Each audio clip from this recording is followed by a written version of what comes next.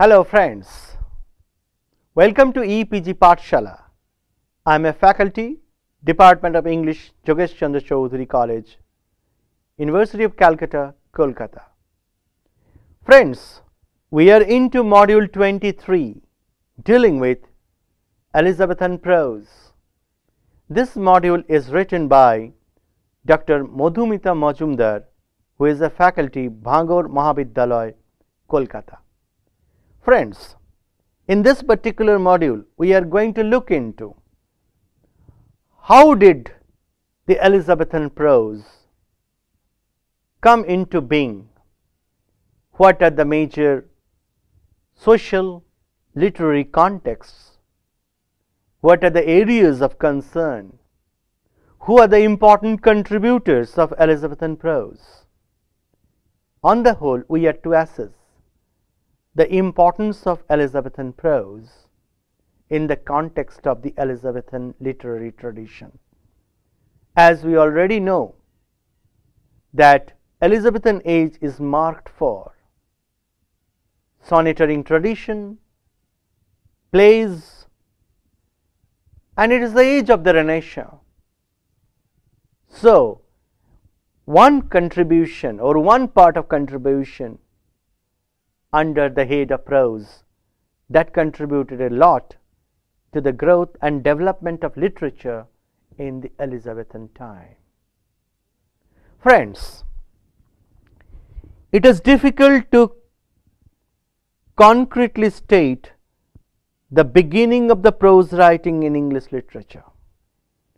Nevertheless, using the Renaissance as a term to describe a literary phenomenon and age, then Sidney's Arcadia, Burton's Anatomy of Melancholy, or the essays by Bacon, and the writings of Milton and Browne, and of course the very development of the English Bible are to be seen as a cultural phenomenon that ushered prose writing into English literature. Friends, if you ask a question, who is the first stable prose writer in the Elizabethan age? It's John Lyly. John Lyly, 1554 to 1606, who was about the same age as Spenser, published the first volume of Moral Romance of Euphues. The second and the concluding volume followed within a year. Most notably in prose, Lyly would have gone to inspire Sidney's Arcadia. Though Sidney himself had much exposure to many forms of foreign romances, he is also one of the university wits. Even Green and Thomas Lodge were influenced by him. Just not Sidney, but even Robert Greene and his disciple Thomas Lodge unhesitatingly said that their works were a sort of continuum of Lyly's romances. One of the Greene's volume was named Euphues. His censor to Philistus. Another was called Menaphon. Lodge's romance Rosalinde, on which Shakespeare based his play of As You Like It, had the subsidiary title Euphues' Golden Legacy. Friends, we may be troubled with the question, did drama inspire prose writing? It is largely expected that English Renaissance was dominated by drama. The drama was hugely popular, but there was a section of public who thought drama was moral nuisance. The Puritans added fuel by suggesting that theatres are part of pagan culture, hence should not find a place in a Christian society. Naturally, bitter attacks flew. One such came from the pen of Stephen Gosson in 1579, who not only attacked drama in his work, but without seeking permission dedicated it to Sir Philip Sidney, who was quite a name in the literary circle during the Elizabethan age. Sidney reacted, as well we all know, through apology for poetry. Sidney not only supported drama and poetry, but initiated a more liberal outlook in literature. And all these were being said in prose.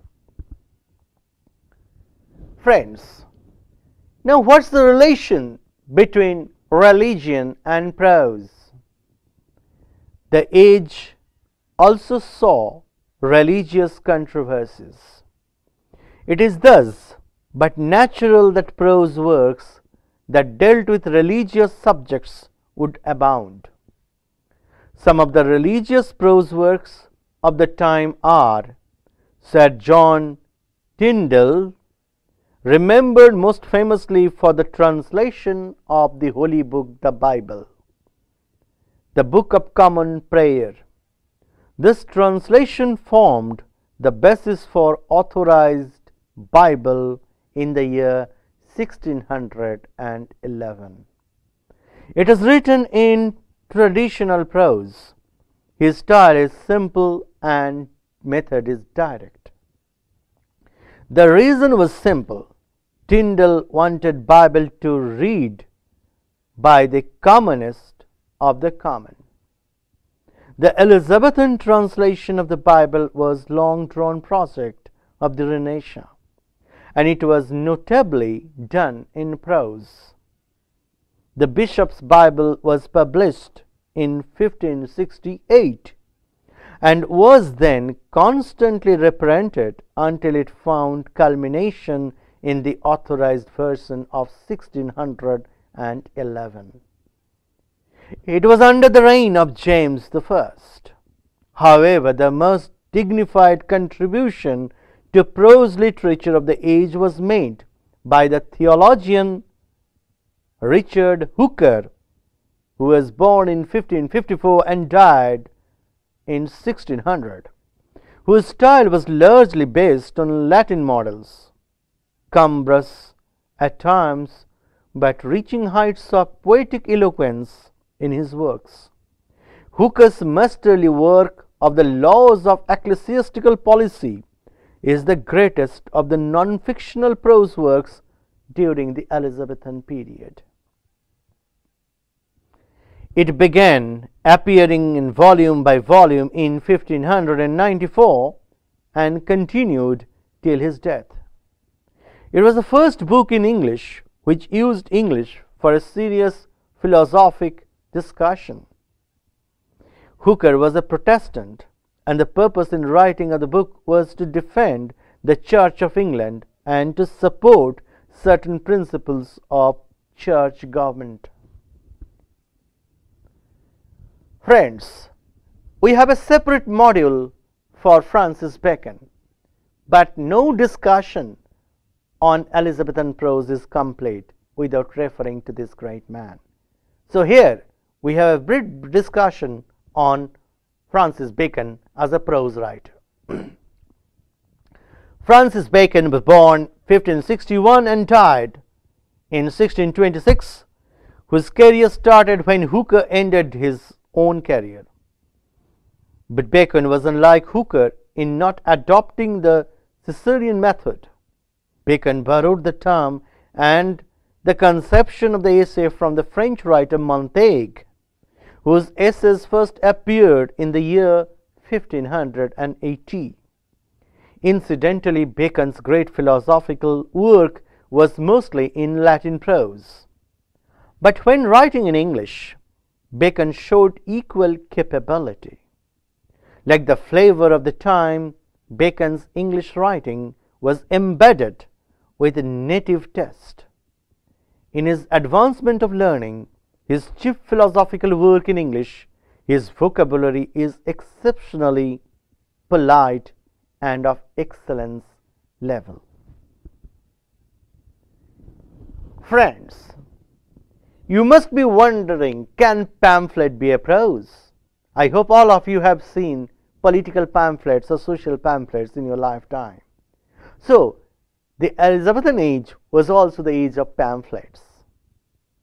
Another form of prose writing was pamphlet writing that abounded the area.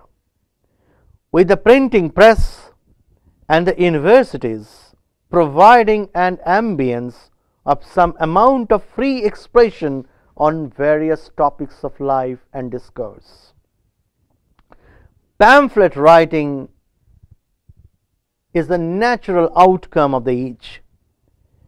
It was not exactly the work to be indulged by a gentleman or a scholar.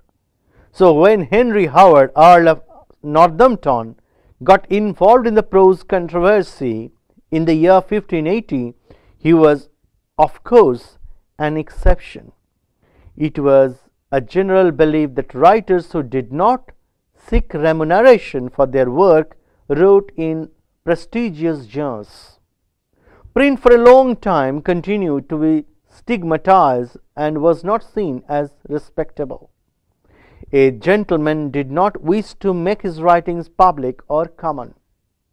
But by the year 1580s, this dispute associated with printing was losing its base, and it was prestige of different kind of method through which the printing came to be visible. Lilly, Green, Milton were some of the prominent pamphleteers. They contributed to the pamphlet writing in prose. Friends, some random names in the world of prose writing during the Elizabethan era. William Baldwin, 1547 to 53. He wrote Beware the Cat in 1553, which is often considered the first novel in English. Then there had been Geoffrey Fenton, a translator of stories from French and Italian, that was collected in certain tragical discourses. And it is not possible to forget George Chapman, poet dramatist, who translated classics like Homer's Iliad and Odyssey. Roger Ascham, a great educationist, who wrote The School of Shooting. His second work, The Schoolmaster, contains intellectual instructions for the young. The Governor, a treatise on moral philosophy by John Check Eliot. He wrote The Heart of Sedition, which shows the influence of classicism and antiquity. His prose is vigorous, argumentative, eloquent, and humorous. Friends, no discussion on Elizabethan prose is complete without reference to Ben Jonson. The icing on the cake for prose writing towards the end of the age came in the form of Ben Jonson, who wrote aphoristic essays that were compiled, and the name is The Timber of Discoveries. The Timber of Discoveries was published after his death in the year 1641. His essays are moral and critical in nature. John Sheldon's Table Talk is sharp, full of aphorisms. As a practitioner of aphoristic essay, he stands next to Bacon and Ben Jonson. He also wrote The Titles of Honor and the History of Titles. Friends, there was another genre that emerged, the critical writings, the character writing in essays. The character writers would trace the influence to Theophrastus, Seneca, and other classical dramatists, and amongst the immediate predecessors to Bacon. Among those who practiced character essay writing was Thomas Dekker, who wrote The Bellman of London, A Strange Horse Race, which is full of vivid character portrayal. Joseph Hall, another important character essay writer, The Good Magistrate and Virtues and Vices. Thomas Oversbury, who wrote Characters, which is full of well portrayed characters. He usually packs the characters to some trait and occupation. Early and superior to both Hall and Overbury is a character writer, as his style is more confident and vigorous. His microcosmography is an important collection. Thomas Fuller is popular for holy war and profane states, where he mixes his characters with interesting stories. He also imparts personal touch to his essays. Friends, then comes the prose writings through romances. A remarkable development of the time was prose romances. They anticipated novel, which came into being during the 18th century. The prose romances of this period mostly consisted of tales of adventure, as well as romances dealing with contemporary life and events of the past. The life at the court, city life, it was by turns humorous, didactic, realistic, as well as fanciful. In short, it represented the first rough drafts of English novel proper. Then friends, the critics who gave prose of Renaissance to its credit. What is interesting to fact that the scholars of the Romantic age, who through their critical appreciation gave Renaissance prose its due credibility. Foremost credit for this should be given to Coleridge and his circle. It was Coleridge's enthusiastic rediscovery of the prose writers of the 16th and the 17th centuries that changed the perception of this genre. For Coleridge, the great models of the classical style in English prose writings were Hooker, Bacon, Milton, and Samuel Taylor. Coleridge saw the existence of an individual idiom in each of the Renaissance prose writers. I think Coleridge's criticism is historical. When speaking of the glory of the Renaissance prose writers, Coleridge added Sir Thomas Browne in mind, but interestingly it was Jeremy Taylor who owned the most extravagant praises from a group of romantic critics. So, you understood how the critics unearthed the prose writers of this age. Now, the 18th century and prose criticism. Through this particular part of the talk, we are going to assess how the 18th century critics assessed the prose writers of this age. The 18th century had not been very enthusiastic about the Renaissance prose, mostly finding it unreadable. Instead of usual Bacon, Taylor, this century had more readily accepted the Anatomy of Melancholy that went to have its 7th edition in 1676, but thereafter it did not feature mainstream till 1800. After that, Keats, Lamb and others reclaimed it and used as reference text in their writings.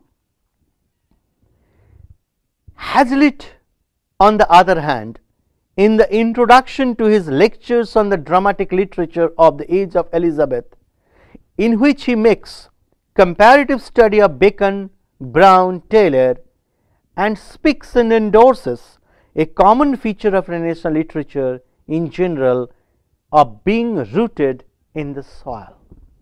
Friends, what is the prose temperament of the age? There is no denying the fact that the literary temper of the Elizabethan England was distinguished by a splendid vitality and vivacity, and covered a wide range of subjects that was reflected both in prose and poetry. The enthusiasm for the Greek and the Latin classics, the passion for extending the limits of human knowledge, which remains central to English Renaissance as it had been in Italy or in France. Hellenism, or the desire to cultivate beauty both on the physical and the moral level, was felt in the textures of literature of the time. Moral sensibility and its explorations would have been part of English Renaissance. It is true that it is to appreciate Elizabethan literature, one has to see it as having stemmed from the European Renaissance. The Elizabethan studied and imitated foreign authors with aptness and gusto. In spite of this free spirit of borrowing and influences, the national spirit was strong enough in Elizabethan England, which gave its literature individuality and essentially an identity. Friends, the prose variety. Prose in the Elizabethan age covered varied subjects from religion, politics, social issues, and so on. Though as a genre it did not grow to become an extant rival to drama, but the age had shown enough promise, vitality, and strength that would continue its strong march in the time to come. In the 18th century, we see the prose writing continues in the hands of Samuel Johnson, Addison, and Steele, and it leads to the Romantic age, when late 18th century or the precursor of Romanticism, Lamb, takes this away. Essay writing continued. Soon novel writing became a vogue in the 18th century, thus bringing us to our times when writing in prose is almost a norm. Friends, in this particular module, we try to locate the relevance of the Elizabethan prose writings in the context of the writings and their varieties. I hope by this time you have understood the legacy of prose writings of the Elizabethan time and their tendencies, and we all are aware of the fact that nowadays we live in the world of prose of different kinds. I hope all of you enjoyed the module very much. Thank you.